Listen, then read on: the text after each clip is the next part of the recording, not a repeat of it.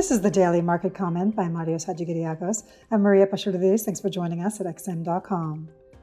There is no single explanation for the fear that has gripped Wall Street in recent sessions, but there are many theories doing the rounds. Most of it seems linked to inflation and interest rate worries, considering that it's mostly tech and hypergrowth stocks that have imploded.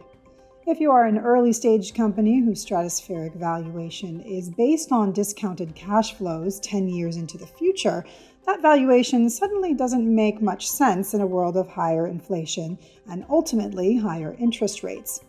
Higher rates in the future mean that those discounted cash flows are worth less right now. That said, the tech sector managed to turn the tables yesterday.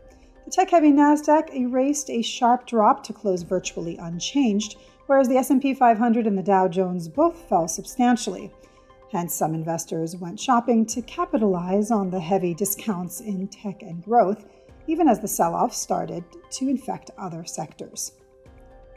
The bleeding on Wall Street seems set to continue today, with futures pointing to another slightly lower open. Overall, though, it is difficult to envision the sell-off lasting very long. Governments continue to do the heavy lifting through generous spending programs, and the financial system is still overflowing with cheap central bank money.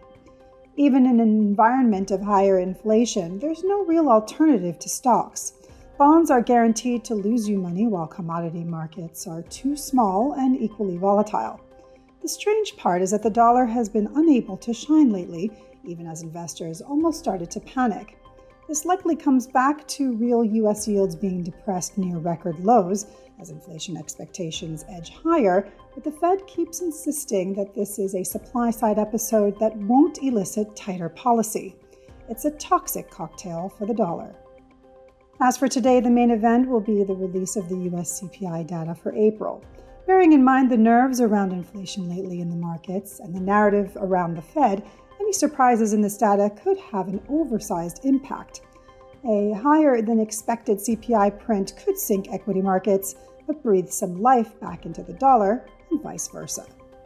This is today's Daily Market Comment. Thanks for joining us at XM.com.